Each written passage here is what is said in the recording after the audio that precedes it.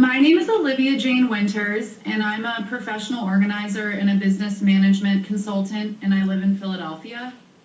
I actually was asked to be a minority inspector in 3615. That's the ward in the division. I was just purely doing this to help my mom out. She's a ward leader in a different area of the city. I'm actually I'm a registered Democrat, and I just wanted to help and make sure it was a fair election. I don't care who wins. I care that it's a fair election. She had gone home, and to my understanding, the judge of election. This is why she is the very first testimony that I am going to play for you here today. If you haven't watched the last video, which was talking about the phone call between the Secretary of State in Georgia and Donald Trump and what really happened, going over what the mainstream media said, I'm going to link it right up here. Today we're going over just what the evidence is in Pennsylvania. And I'm going to have to apologize because, well, I tried getting this down as short as I could make it, and the video that I'm going to play is about 33 minutes.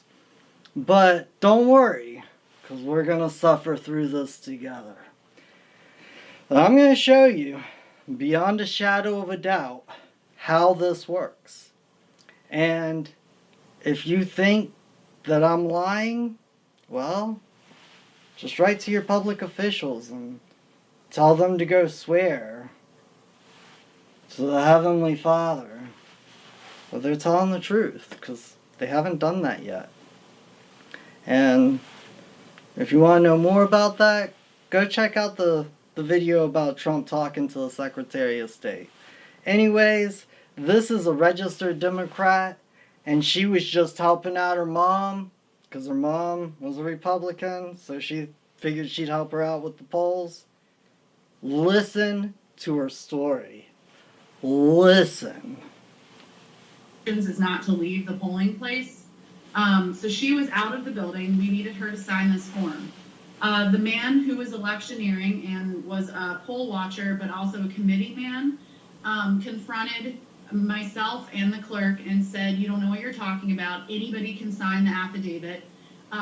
Just anybody. Stop trying to cause problems. Why don't you shut up?" Started getting in my face, cursing at me, telling me that I needed to be quiet, that I didn't know what I was talking about, and I should just learn to sit down and not say anything and just let it happen. Wear a mask and sit down. And the clerk and I said, "No, we're not going to let that happen. That's ridiculous. It says very clearly in our training and on this sheet that an affidavit needs to be signed by the judge of elections if somebody's going to turn in a mail-in ballot before they can go vote in the booth."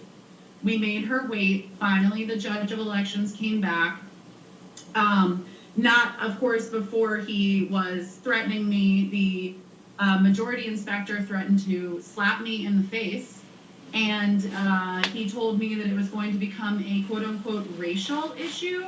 I'm not really sure why that would become a racial issue. It has nothing to do with race. It has everything to do with following procedure and making sure it's an honest election. I felt threatened. I called my ward leader. The ward leader then called the commissioner for Philadelphia, Al Schmidt. Al Schmidt had me call and report that to the DA. And then about an hour and a half after that, the majority inspector told me that she wanted to vote because we had a lull in people coming to the polls, so it was pretty quiet.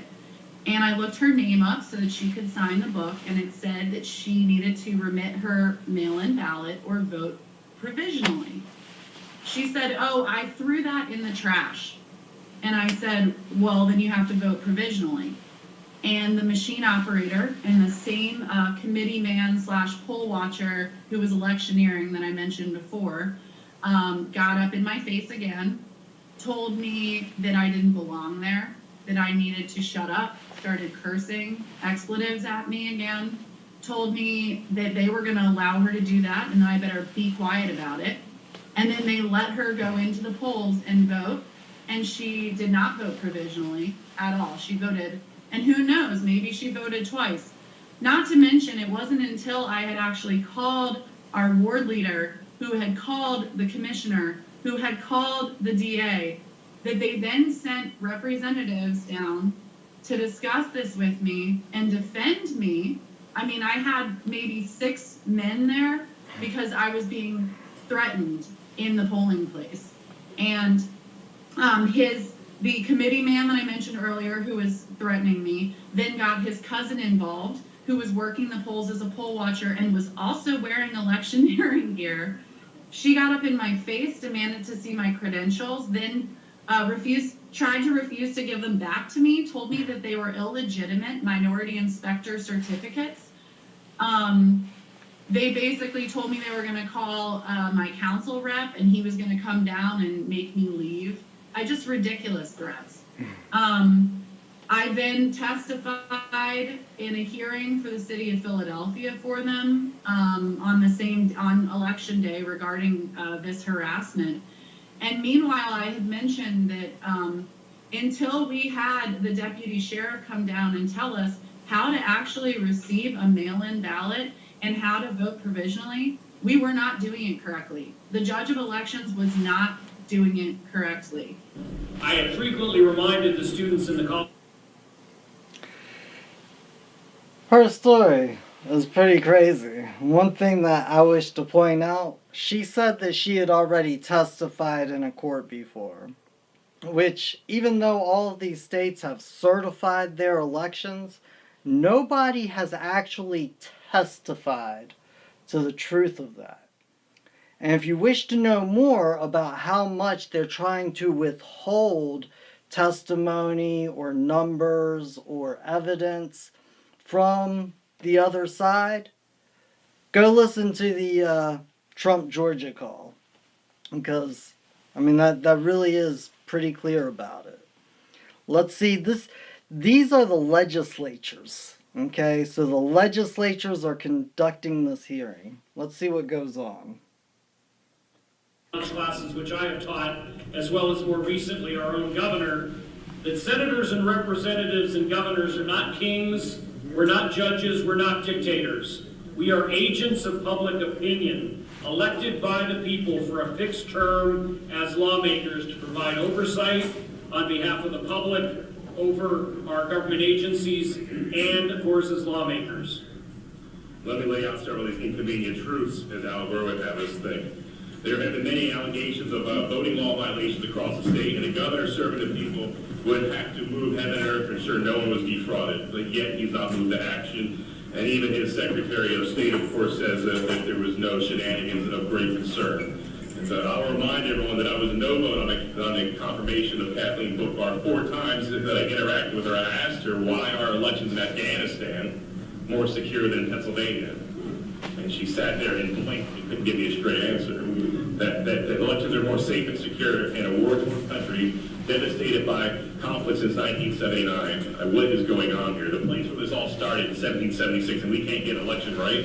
You got to be kidding me here. One of the most troubling things in this whole endeavor here, and it's not just because of the COVID, it's just a lack of transparency and accountability. So we're here to start shedding light on the darkness. And then, of course, we have a Supreme Court that rewrote election law. Act 77 isn't being as a bill, and we could debate that.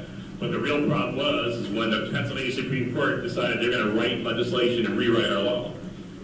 The forgotten men and women of our great state feel betrayed by their government. And I'm with them. I feel the betrayal as well. So we undertake these proceedings today to find out what happened, and then hopefully come up with an approach where that never happens again. And the issues are galore. You're going to hear about poll watchers being denied access, where election software vendors refuse to testify before the General Assembly, where they got denied. Do we expect the people to trust their government? And we got to earn their trust. This is no game, and the very republic very much is at stake. The introductions of our House and Senate members. So this is where they actually introduce all of the people in the Senate and the House that are in this court. This is an actual court. The legislature has put this together for the people. The individuals that you're about to see, they are giving sworn testimony, Which means if they're lying, if all these people are lying, and they're going to be attorneys, ex-military, a grandmother, you're going to have a wide variety of people. And if they're all lying, they're committing perjury. And here's the thing that's a common theme, and that is they're just trying to shed light. They're looking for transparency in the government. They're looking for the Secretary of State to certify, to verify the election, to be held to the penalty of perjury if they're lying. And they're just not getting it. And the need for possible legislation, we all need to conduct ourselves accordingly. With that being said, Senator Mastrano, I believe you want to introduce our first witness for 15 minutes. None of the things we're saying to you are just arguments. This is evidence. I keep explaining to people affidavits are the best evidence you can have until somebody actually gets into court and swears. And our evidence is under oath. Their claims are just claims. Okay, and again, this is just pointing out what I was talking about. You heard the gentleman say this is a legislative session. And Rudy Giuliani right there, what he's saying is what they're doing, like the affidavits are the most powerful form of evidence until somebody comes in to the court and swears it, says it under oath, says it under the penalty of perjury. And even though you're not going to see anybody get sworn in on this, when you're in court, you're under the penalty of perjury all the time, especially when you're giving testimony. And they'll call all of these people witnesses. You've already heard the Democrat say that she was giving testimony in a court before. She's giving testimony in a court here. They are all held to the penalty of perjury. You want to know who's not held to the penalty of perjury? The Secretary of State of Georgia when he's talking to 60 Minutes. Or the governor of Georgia when he's talking to Fox News. They're not held to the penalty of perjury. But all of these people, they are. All of them. And that is placing facts upon a record of the court. Now, are they lying? Well, that's for you to judge. You're the jury. This is your government. I don't even care. I've made videos and videos and videos about how you shouldn't vote, why we shouldn't elect the executive branch of government, because, well, that's just kind of a silly way of running government. But nobody listens to me. They all think I'm crazy. People who are on the left wing, they think I'm too far right. And people on the right wing, they think I'm too far left. But here's the thing. I just like to be knowing. You know? Let's see what these people got to say. Let's see if they can teach us something. Can you see us? Yes, we have the two ladies. My name is Barbara Salika. I went to the voting polls on November the 3rd to vote in person.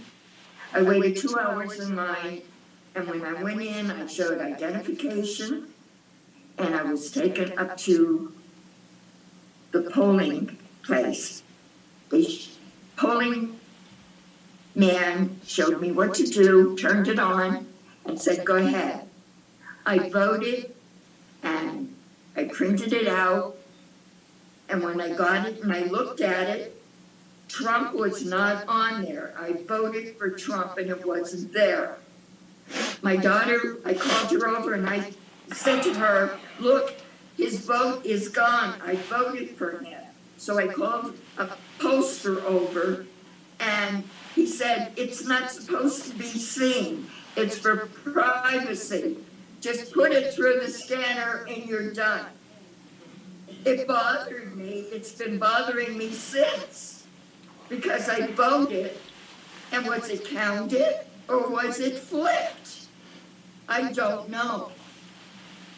And I'm speaking on my mom's behalf also as a witness. My name is Cheryl Nudo. I was there that day. I drove her to the polls. When she got done voting, she showed me the printout, and she was saying how the president's name that she voted for was not printed out when all the other delegates that she had voted for were on the printout. Me not knowing, because I had not voted yet, how the printout was supposed to look, we went to the pollster that was there and asked him, why the president and vice president's name did not print out when all the other names of the candidates printed out that my mother had voted for. It seemed very strange, but not knowing any better, we asked, well, what is the next step? And he said, he said that it did not print out because that's for voters' privacy, that none of them vote, but none of them print out. So we asked him what the next step was, and he said to put it through the scanner. So that's what we did, and we left, and it seemed very odd.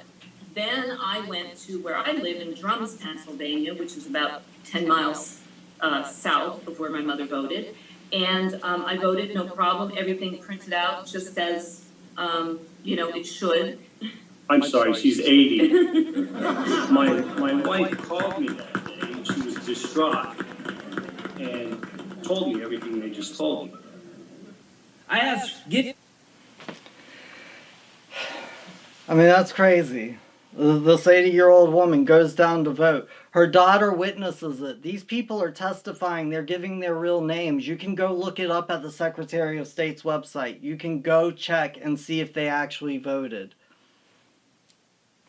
These are real stories from real people. The daughter goes, votes.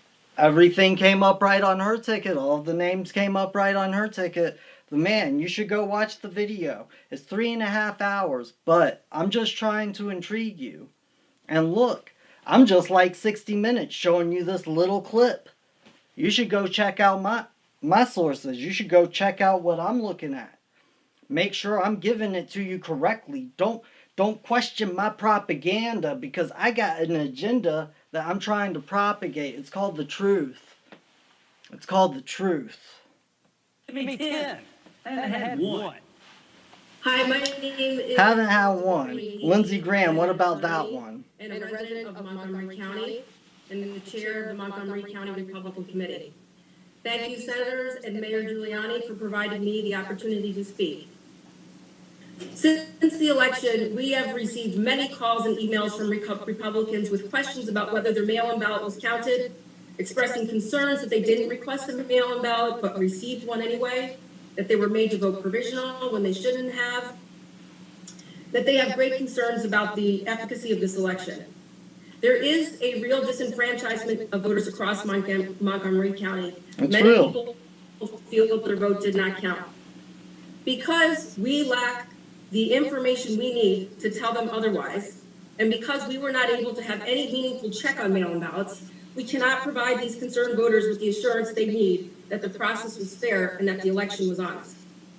In addition to the lack of transparency we experienced in Montgomery County, the Kathy Barnett for Congress campaign found, with just the minimal information that we've been able to obtain, that at least 188 deceased people in Montgomery County voted in 2020. They also found concerning anomalies in the results. For example, more people voted in the small town of Norristown for the very first time than the voters who vote regularly. This occurrence is far outside the norm of what we have seen in past elections. These numbers must be reviewed and analyzed. In fact, a full review of the mail-in ballots across the state must be done. In order for this country to have trust in the electoral process, elections must be viewed as open and transparent. Both the Democrats and the Republicans should be provided with the same information throughout the process, and there should be meaningful opportunity to observe and object, not last-minute disclosures and rule changes. This legislature must reform the election law to provide for such transparency all along the mail-in ballot process from start to finish. And people need to feel confident that the same rules apply to each and every voter in every town and in every county in this state. Thank you. Okay, so this is kind of a common theme. There's no transparency, mail-in fraud. You're going to hear this a lot. And is it going on? I don't know, but I'm at least going to listen to the other side, because all these news media outlets are just saying these are baseless claims, these are baseless claims, these are baseless claims, but none of them are testifying to it. Relating me to this important hearing. My name is Justin C. Queder, Kweder. I am a resident and registered voter in the city and county of Philadelphia. I'm an attorney. I am barred here in the Commonwealth. I am a volunteer certified GOP canvass observer. I was present at the Philadelphia Convention Center during the pre-canvass, canvass processing, and counting of the ballots cast in this year's general election. I was first present as an observer at the Convention Center and at the count on Election Day. I returned as a volunteer observer to watch the process every day for the next 10 days. I'd approximate I was there for about 85 hours over those 10 days. Stacks of hundreds of what amounted to blank mail-in ballots. And the workers individually were to fill in the correct highlighted ovals with dark pen. No observation. They were marking thousands of blank mail-in ballots. The workers did this double recreation work for hours before the observers realized what was going on, because we weren't told what was going on. Only when the observers confronted the deputy commissioner about this irregularity was a system set up where the workers would show the observers each double recreated mail-in ballot by flashing it at them for a second from a distance of 6 to 20 feet away, for as good as that was. Thousands of mail-in ballots were ultimately counted in this way. Again, I find this to be an issue and to be irregular. And let me add a quote that Philadelphia City Commissioner of Elections Al Schmidt just made when he said about these recent elections in Philadelphia that these were the most secure and transparent elections in Philadelphia's history, end quote. Now, I wasn't around for every election in Philadelphia's history, but I can tell you as an eyewitness, for 10 days, for more than 80 hours, what I saw was not a secure and transparent election. There are major concerns about the legitimacy of hundreds of thousands of ballots that were counted in Philadelphia. The issues, irregularities, and illegitimacy of what I saw leads me to conclude that the laws of the Commonwealth and of the United States were not being followed in Philadelphia when hundreds of thousands of ballots were counted in this year's general election. Action must be taken now to maintain our free and fair elections and to preserve and protect our elections' integrity. Tough group to follow. My name is Gregory Stenstrom. I'm from Delaware County. I'm a father, a family man. I was a former commanding officer and executive officer in the Navy. I'm a veteran of foreign wars. I'm the CEO of my own private company. I'm a data scientist. I'm a forensic computer scientist. I'm an expert in security and fraud. I would just like to point out something that we should all think about with this man's testimony. Before he laid out all of his credentials, he said, I'm a father. Left wing, right wing. I'm on my kids' team. I don't care about any of the other games these adult children are playing. I'm looking out for number one. I'm looking out for my little man in training to have a future. And that's what I heard from him. First thing, I'm a father. But he does have a whole lot of credentials to go along with that, especially to make him qualified for what he's about to testify to. And again, I'm just trying to pick the highlights of what best exemplifies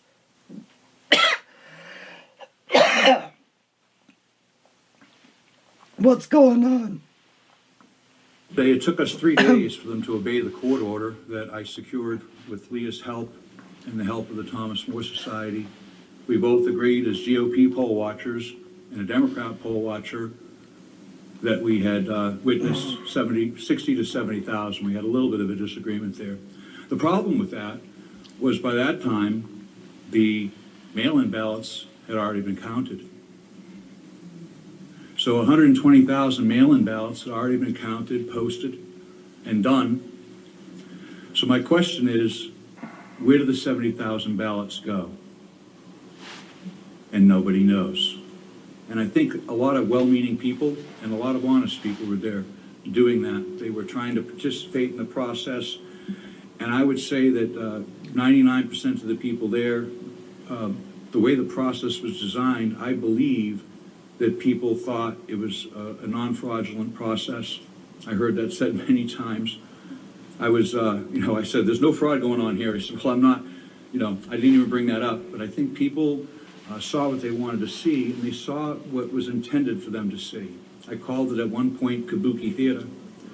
I said it was all designed for us to see it. It was entertaining. There were cameras on it. When we finally got into the back room where the votes were being ingested, as a data scientist, I want to see where the data is coming in.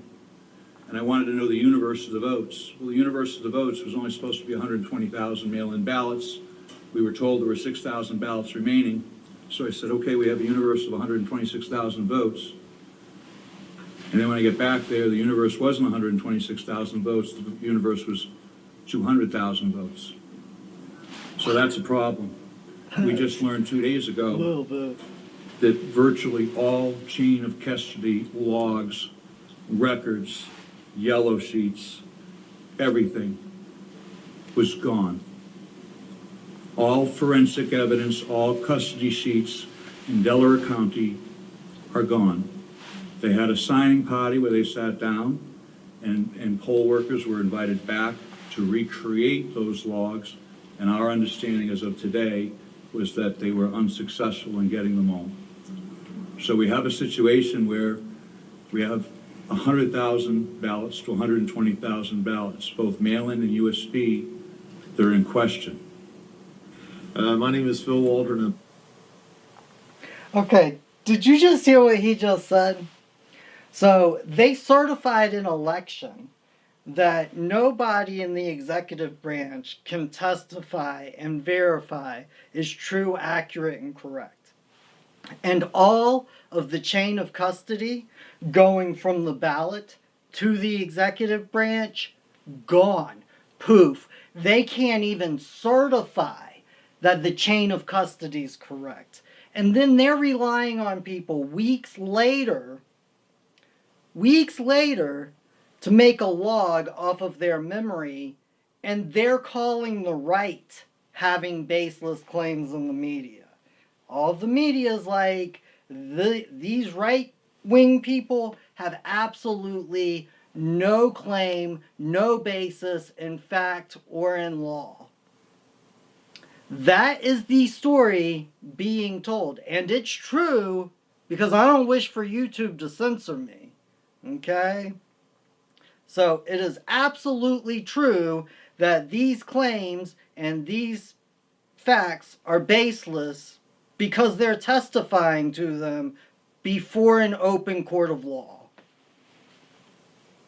This is one of my favorite guys. And again, I had to shorten what he said down so much. So if you really wish to hear it and know the full extent, go watch the video. Retired Army Colonel, 30 years. Spent the first half of my career, just like Colonel Mastriano here, as a cavalry officer conducting armed reconnaissance, counter-reconnaissance. Last half of my career spent in information warfare as a psychological operations officer and information operations officer. Conducted computer network operations, electronic warfare, special electronic warfare, deception, counter-deception, and OPSEC, and a couple other specialties.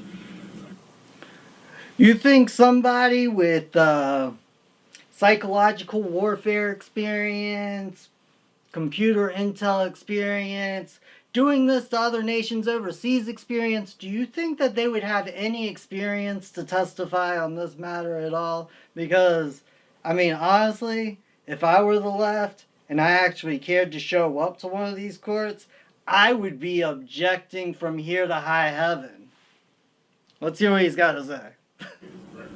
And just so you probably are all aware, on 30 September, an election storage facility was robbed in your state. 30 USB devices were stolen and a laptop. I wasn't aware. Those USB devices more than likely had encryption devices. And you just heard another previous witness talk about the non-standard use of the USB storage devices. And he was sticking these USBs into the machines. Oh, that guy. So the other I personally military witnessed over that happened expert. 24 times, over 24 times. So they denied they did it, but as of today, 47 USPV cards are missing. So at the very beginning of Along with the chain of chart, custody. there's a circle, it says on election day. What that indicates is there is a spike in loaded votes, 337,000 plus or minus some votes that were added in there in one big batch. So that was an anomaly in the reporting. Normally, you would expect to see a smooth curve going up, not any big spikes. That's kind of what Greg was talking about, the anomalies of loading and uploading those votes. So that big spike that occurs there is a prime indicator of fraudulent voting. And that's 604,000 votes in 90 minutes, is that right? Correct. This is 337 votes, 337,000 votes in that In that period of time. Yes. And when you look at this entire curve with all these spikes, can you calculate how much of a vote that accounted for Biden and how much for Trump? Close to 600,000. I think our figures were about 570 some odd thousand that all those spikes represented over time. For Biden?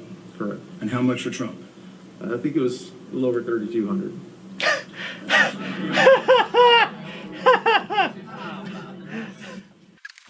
Alright, this video is so long. I'm watching it with you guys. I've had to stop the recording, started the recordings a couple of times just so my equipment doesn't mess up or get off timing, whatever.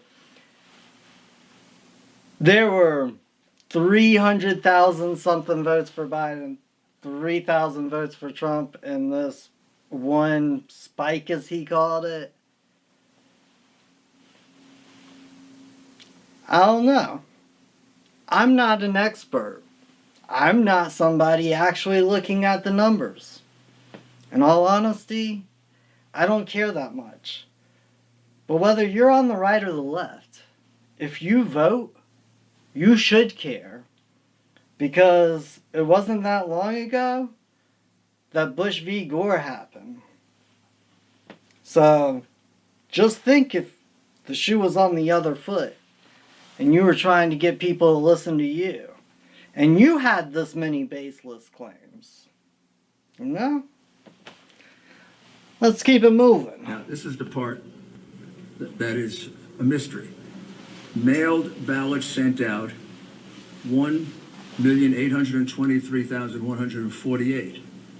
But when you go to the final count of the vote, there are 2,589,242 mail-in ballots. What happened? How do you account for the 700,000 mail-in ballots that appeared from nowhere? So our cyber team uses white hat hacking techniques. They gather a lot of publicly available information, and that information was from the Secretary of State's website. That website has been updated as late as 11/16 this morning with provisional and mail-in ballots, so those numbers are still changing. They changed last night, so it's a continual target. This is 22 days after the election. That number, the 2.5 million number is no longer on the website. Has it just been taken off? It's not there. Is there any explanation for why it's been taken off? Yeah, the chain of custody was lost. Have you ever gotten a chance to examine any of these ballots? Silly, didn't you listen to the That's, last guy? That would be part of the forensic process. One suggestion, whoever does the analysis is using paper and ink analysis with a micro photo spectrometer that would analyze the ink on those ballots to see if they were mass produced. So in addition to the 682,770 ballots that were entered without a single inspection of any kind, there also appear to be something like 700,000 ballots, mail-in ballots, that were never sent out, that were counted. There are noted discrepancies in the That's a Secretary of pretty State's big report. discrepancy. Yes, sir. And that's been there. When this happened, the fact checkers group or organization, I don't even know what they are, started to put disclaimers on the video. Fact checkers said they contacted me. Fact checkers never contacted me. Fact checkers said that it was a misunderstanding. They said the commissioner's office tried contacting me. They used the name Kevin Feely from the commissioner's office. I don't know who Kevin Feely is. Nobody from fact checkers called me. I don't even know if they have my phone number. And the commissioner's office did nothing to follow up on any of this. I did see Commissioner Al Schmidt when we were doing the canvassing, but we didn't mention anything about what happened that day. See, and the only reason I threw that guy in there, I was going to add some more of his testimony so you would actually know what he was talking about. But he was a Republican poll watcher that had a golden certificate, like Willy Wonka's golden ticket. He could just show up anywhere. They would not let him show up. They wouldn't let him in. They threw him out. He got some video of it, put it up on social media, and then they fact-checked it. And I know exactly what this is like because North Carolina fact-checked me. North Carolina took down a post where I just said they were going to tell me when court was going to start again. Okay? And he's testifying to this. This isn't some fact check on the computer. Hey, we asked Bill Gates if he was part of a conspiracy, and the Bill Gates Foundation said no. So it can't be true. Crazy conspiracy theorist. And just like they have all these baseless claims. I mean, I haven't heard a real claim yet. I mean, you know, chain of custody is always meant to get lost. Didn't you know that? I mean, that's just how we've done things for hundreds of years. Well, if you didn't know, now you know how crazy it is. Good afternoon. I'm Dave Shostokis. I'm an attorney. Licensed Another practicing law attorney. in, Now you know how many Florida. baseless claims they have.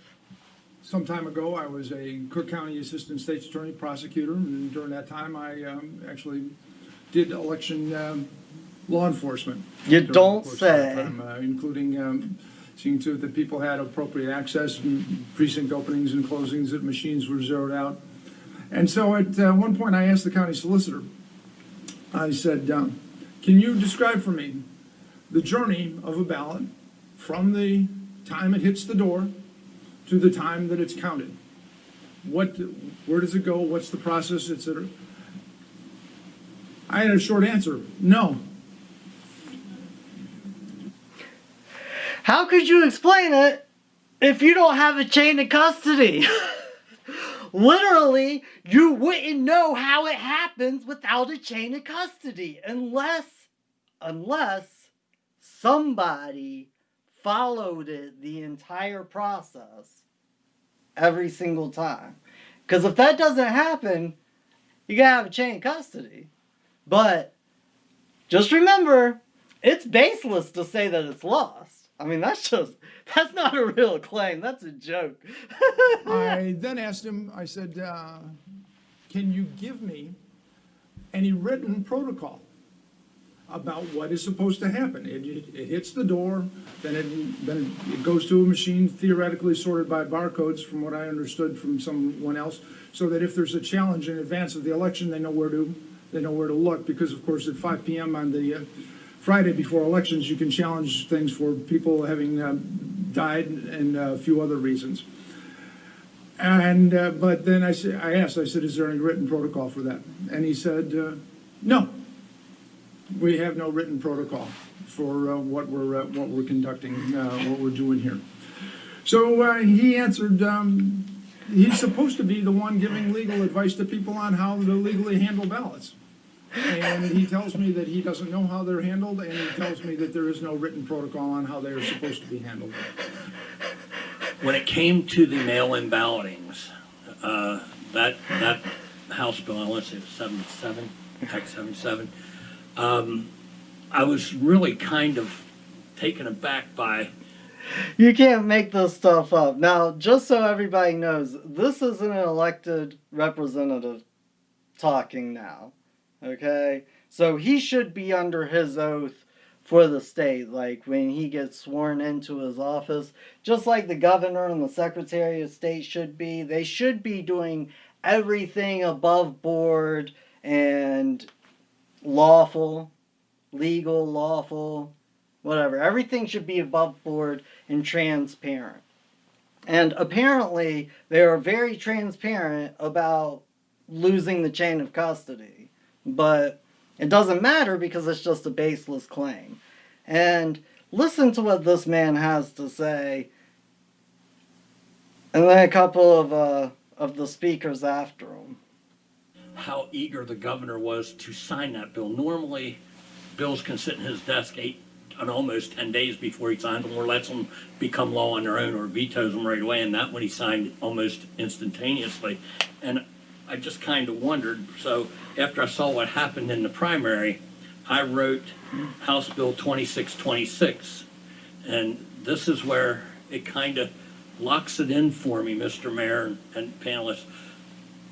In House Bill 2626, I saw where there could possibly be stuffing the boxes. So I said simply, let's put a barcode on the bottom of every mail-out ballot so that the machine has to read a barcode that was accepted by the elections office. Before that ballot goes out, they zap it. When it comes back, if that barcode doesn't match one of the barcodes that they sent out, it gets kicked out. The governor immediately, as soon as we ran that bill out of committee, said, that hits my desk, it's an automatic veto. For those that maybe think this is, like we just don't like the result, that's not really the case. I've spent weeks since the election having numerous people go through data, and for the sake of time, I just want to highlight a couple of examples why some of these things just, at a minimum, they certainly make you scratch your head a little bit. And one thing is voter registration trends that I've gone back, we went back to 2004 and all of the presidential elections, and pretty much without exception, the registration trends in a given county are a pretty good indicator of how the votes would go. Statewide, for example, Democrats had a 1.1 million, I'm rounding the numbers here, in 2012, about a 1.1 million voter registration advantage, and then President Obama won re-election. In 2016, that number was down to 900,000, just under 900,000, and as we know, President Trump won Pennsylvania by about 44,000 votes. In the months leading up to the election, Republicans were gaining about 5,000 to 10,000 votes, registrations at least, per week. I know that because I was spearheading our York, Pennsylvania for Trump effort in my spare time. And that what had been a 900,000 advantage at election day was down to about 680,000. Wow. That's a couple 100,000, almost all of which occurred in the 6 months or so leading up to the election, yet the president loses by 90,000 votes. Not impossible, just want to get it out there. Let's drill down a little further. My home county of York County, which netted more votes for the president than any other in 2016, we had a 13,000 increase in Republican registrations. Democrats dropped 1,000, Republicans increased 12,000, yet the president's margin of victory decreased by 2,000. In Westmoreland County, there was a 26,000 vote swing, a county even smaller than York. Democrats saw a 10% decrease in registrations, yet Joe Biden outperformed Hillary Clinton by more than 20%. And all of them. I want you to know that all of them are backed up by numerous witnesses who say the same thing. But there are probably another 50 who are not willing to testify, including probably what would have been one of our best witnesses, because he's been threatened with the loss of his job and his children being thrown out of their private school. While the Constitution gave us that ability, it's been explained to us by attorneys that we took that power that was given to us as General Assembly members and we put it into statute. And that statute says, how we appoint our electors and how we certify the elections. It's all spelled out in our Pennsylvania Code based upon the power that we have from the Constitution. You have a differing legal opinion of that? Yes. You're asking them to investigate themselves. You can take that power back at any time. And when you have the delegation of authority, the legislature can take that back. And you also have an instance here that the law was completely ignored. So even though you have a manner in which your electors are generally selected in Pennsylvania, and that's worked for the past presidential elections since those statutes were authorized and gone through the legislature. This is an election that has been corrupted, and so you can't go through that method, and those laws were violated. And that is the General Assembly here, the legislature is the authorized entity in the Constitution that selects the manner. You can take that power back at any time. Okay. This is what I'd love to end on, because I actually think this is really hilarious. The legislatures are asking attorneys for legal advice about their legal authority in the office that they occupy. And what this attorney is saying is that even though you delegated this authority to the executive branch, you can take it back. And the reason you can take it back is because the executive branch is only there to execute what the legislative branch has set up as a government. That's all they're there to do. So, yes, technically it is correct. The legislature has given this power, this authority, over to the executive branch. Now, here's another way of looking at it. You gave that authority to the executive branch and the legislative branch and the judicial branch first. If they can take it back, so can you. It's called consent of the governed. Okay, I was watching a video on YouTube the other day, and it was talking about what would Christ do in these days and times. And it was talking about Christ and the government, and whether you should just obey or actually fight. Like fight, you know, like get a gun and fight. But see, back then, back when Christ was alive, there was no such thing as consent of the governed. Definitely not individual consent. Definitely not individual rights. It was collective. The entire group, all of Rome. If you were a Roman citizen, yeah, you had the rights of a Roman citizen, but you also had the duties and obligations. Not so today. Today, it's called consent of the governed. So if you give these people the authority to act like this, you can take it back. You can take it back. Just like she's talking about. And these people don't know any better than you. I mean, they're asking her for advice. And everybody thinks something different. And again, I just wish to go back to which conspiracy theory do you believe? Because these are all baseless claims. And Joe Biden is definitely the certified president, for sure. Joe Biden has been certified president. He is president-elect. And there is no funny business going on. But there is only really one of two things that you have to come to the conclusion of, because every other state that is contested is just like Pennsylvania. They have a hearing very similar to Pennsylvania.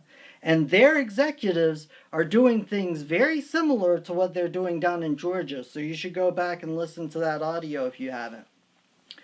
So you either have to believe that all of the people who got before all of these courts in all of the states are conspiring or having a conspiracy theory to make a conspiracy theory in which they all go into court and commit felonious acts. They all commit felonies, knowingly and willingly commit felonies, just because they're under some Trump delusion where they're like, if he doesn't get in office, the world's gonna end. So they're all conspiring to do this. Or the other side that hasn't gone into court, that hasn't gotten on the stand, that hasn't produced any sworn testimony, are absolutely telling you the truth and being upfront and honest, and they're just not giving you any sworn testimony because they don't want to go out of their way. I mean, they got really busy lives. You know, it's not like they ever run into a judge. I mean, they really got to go out of their way to produce sworn testimony.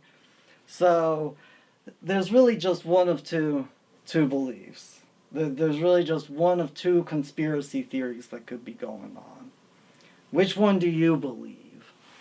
Leave me a comment and let me know. If you like this, if you know somebody who needs to see this video right now, please share it with them.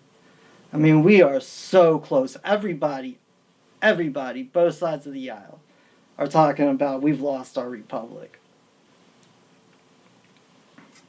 And Benjamin Franklin said, we gave you a republic if you can keep it. And part of keeping a republic is not consenting to it sometimes. That's how they made it. Look at the American Revolution. Those men were well learned. And they didn't consent to government when government was being absurd. If I can make you believe absurdities, I can make you commit atrocities. I might not agree with the words you say, but I will fight to the death your right to say it. My name is Just Conspiracy, and right now I just wish to conspire to keep the rights we have for my little man in training, and your children, and other people's children. Please join me on this conspiracy. Peace.